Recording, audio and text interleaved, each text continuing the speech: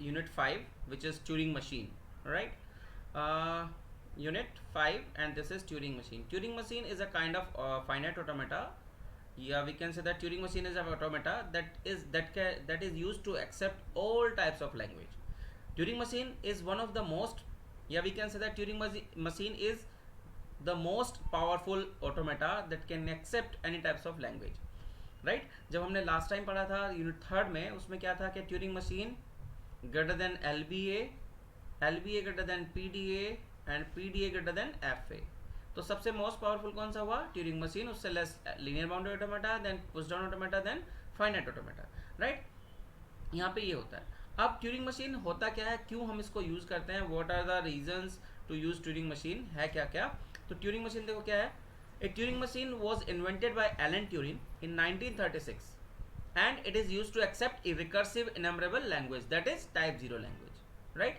And these are some features of the Turing machine. First, it has a very high capacity memory, right? Yeah, we can say that it has unlimited memory capacity, external memory, right? अब इसका मतलब क्या है, यहाँ पे दिया it has external memory which remembers arbitrary long sequence of inputs, और second point दे रखा है it has unlimited memory capacity. Means that कि हमारे पास जो इनपुट टेप होता है और जो ट्यूरिंग मशीन के पास मेमोरी है। अब देखो मेमोरी का मतलब क्या है, यहाँ पे कहाँ से रिक्वायरमेंट आती है मेमोरी की। सबसे पहले क्या था कि हम फाइनाइट ऑटोमेटा पढ़ रहे थे, एफ ए की बाउंडेशन क्या थी कि it can not accept a language that is like this, right. मतलब this is not regular language, इसको एक्सेप्ट नहीं कर सकता।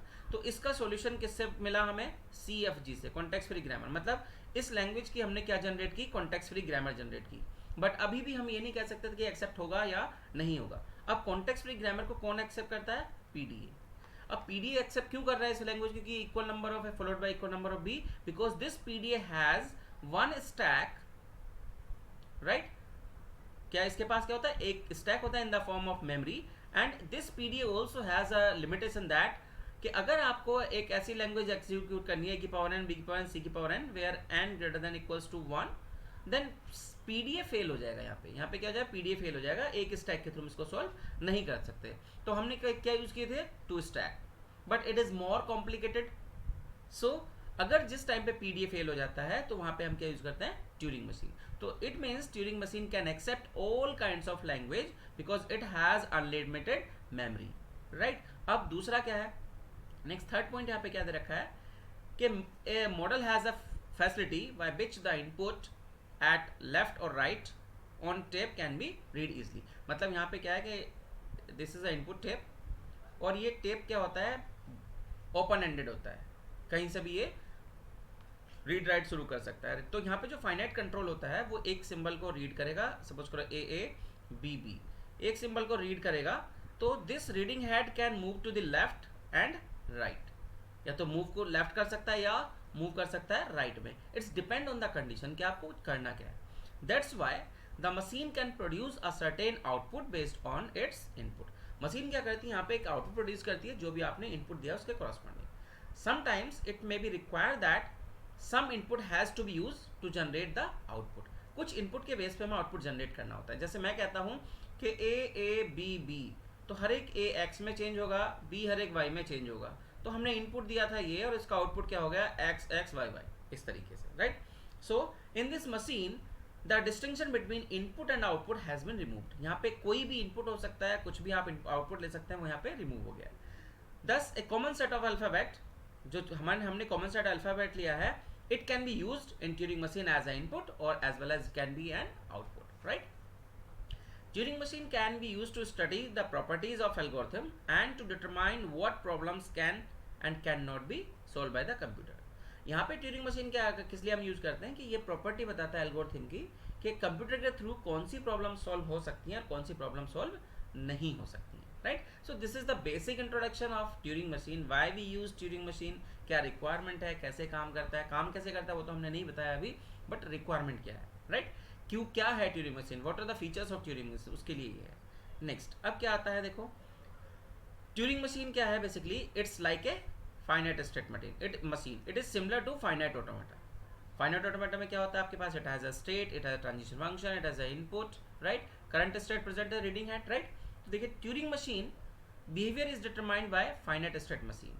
which consists of a set of states, a transition function that define the action to be taken based on the current state, and the symbol being read, and a set of start and accept state. जैसे आपका finite automata होता है कि आप कोई वहाँ पे states होते हैं, ट्रांजिशन फंक्शन होता है, करंट स्टेट होती है, करंट स्टेट पे हमने सिंबल को रीड किया, देन हम कहाँ जाएंगे, कौन से स्टेट पे पहुँचेंगे, और उसमें क्या होती है कि स्टार्ट स्टेट होती है, इनिशियल स्टेट और एक एक्सेप्टेंस स्टेट. तो Turing machine is similar to finite automata. यहाँ पे होता क्या है, the Turing machine can read only one symbol at a time and it use a set of rules to determine its next action based on the current state and the symbol it is reading. इसमें क्या होता है कि Turing machine क्या करता है कि एक टाइम में एक सिंबल रीड करेगा और आपको किस स्टेट में मूव करना है, it will depend on the input symbol जो भी हमारे पास दिया गया है. Turing machine begins with start state. Turing machine में किससे स्टार्ट होगी, स्टार्ट स्टेट से, और कुछ ऑपरेशन परफॉर्म करने के बाद it will reach to the acceptance state और may be rejected state. So Turing machine begins in the start state and perform the action specified the transition function until it reach an accept or reject state. जैसे आप finite automata में चलते हैं वैसे ही हमारा यहाँ से होगा.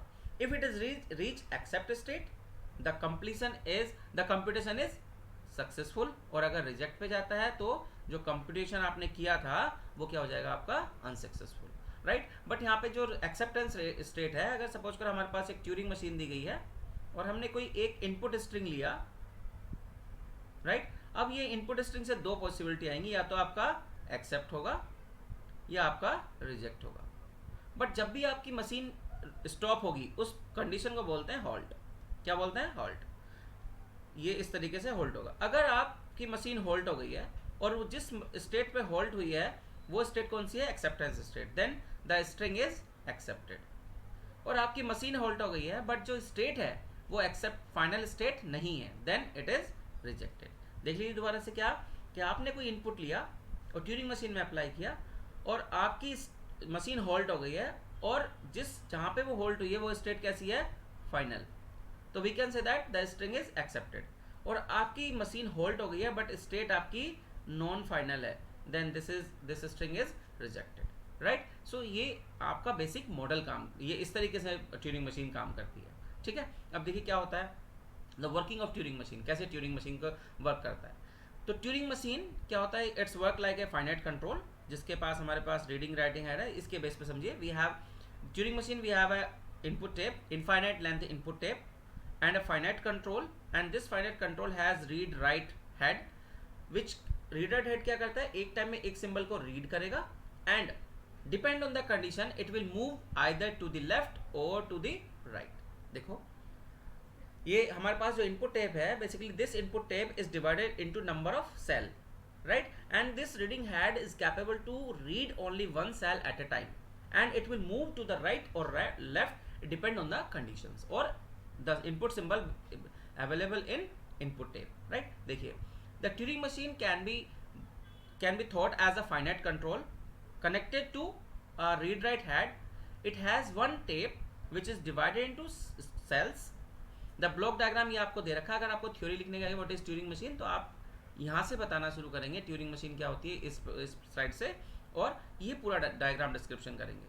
तो ये ब्लॉक डायग्राम दे रखा है. Turing machine can be given as this, each cell can store only one symbol. ये सेल जो रखे वो एक सिंबल को स्टोर कर सकता है. The input to and the output from the finite state automata are effected by the read write head. ठीक है, किससे इफेक्ट होगा वो, रीड राइट से, which can examine one cell at a time. जो एक सेल को एग्जामिन करेगा, एक बार रीड करेगा. ठीक है, in the ever move the machine examine the present symbol under the read write head on the tape and present state of the automata machine. मतलब क्या करता है, ये फाइनाइट कंट्रोल का जो आपका ये रीड राइट हेड दे रखा है, ये किसी एक सिंबल को रीड करेगा, क्योंकि इसकी कैपेबिलिटी क्या है कि एक टाइम में एक ही सिंबल को रीड कर सकता है और एक सेल एक ही सिंबल को होल्ड करने के लिए कैपेबल है. तो होगा क्या, मशीन ये जो रीड राइट हेड है किसी एक सिंबल को रीड करेगा, वही हमारे प्रेजेंट स्टेट होगी, और प्रेजेंट मतलब वही क्या होगा, हमारा प्रेजेंट सिंबल होगा, और उसके बेस पे वो इस रीडिंग हेड को मूव करेगा तो लेफ्ट राइट में, या मूव करेगा किधर, लेफ्ट में. तो दीज आर सम प्रॉपर्टीज या हाउ दिस मॉडल वर्क. सबसे पहले a new symbol to be written on the tape in the read in the cell under read write head. Basically ये जो पहले अभी तक जितने भी हमने ऑटोमेटा पढ़े, ये सब जो हमारा हेड था कैसा था, ओनली रीड हेड। बट ये क्या है, हमारा रीड राइट दोनों हेड है। मतलब इस इनपुट टेप में से मैं रीड भी कर सकता हूँ और इसमें कुछ हम राइट भी कर सकते हैं, राइट। अब सेकंड क्या दे रखा है, a motion of read write head along with the tape either to the left और टू द राइट। जब आप एक सिंबल रीड करेगा हमारा रीड राइट हेड, या तो आप लेफ्ट में मूव करेंगे या फिर राइट में मूव करेंगे, ठीक है। Next third point, the next state of automata. अब आपने रीड राइट हेड कर लिया, then you will move to the next state और you will stay with the same state. Then अब जब आप सब कुछ आप आगे चलेंगे तो आप कहाँ पहुंचेंगे, वेदर टू होल्ड और नॉट। अगर आपकी मशीन होल्ड हो गई है और आप किस पे हैं, फाइनल स्टेट पे, then we can say that the string is accepted. अगर मशीन होल्ड हो गई है but you are on non final state, then the string is rejected, right. This is all about the basic model of Turing machine, right. अब हम आगे पढ़ेंगे कि Turing machine में कौन कौन से टपल्स होते हैं। तो बेसिकली आपको क्या ध्यान रखना है ट्यूरिंग मशीन में, कि Turing machine it has a input tape, finite control and finite memory, infinite memory. तो यहाँ पे देखो थ्योरी में क्या दे रखा है कि यहाँ पे इनपुट टेप इज ये टेप क्या है, डिवाइडेड है हमारे नंबर ऑफ स्क्वायर्स में, and each square is capable to hold only one symbol. अब जब भी कोई इनपुट आउट यहाँ पे जब भी कभी रीड राइट हेड हमारा किसी सिंबल को रीड करेगा, तो वो इस सेल के किसी एक सिंबल को रीड करेगा, and based on that it will determine either the state, either the reading head will move to the left और will move to the right. अब जब ये मूव करोगे आप लेफ्ट या right, then you will change the state और आप next state पे पहुंचोगे, राइट, या उसी स्टेट पे रहोगे जहाँ पे हो।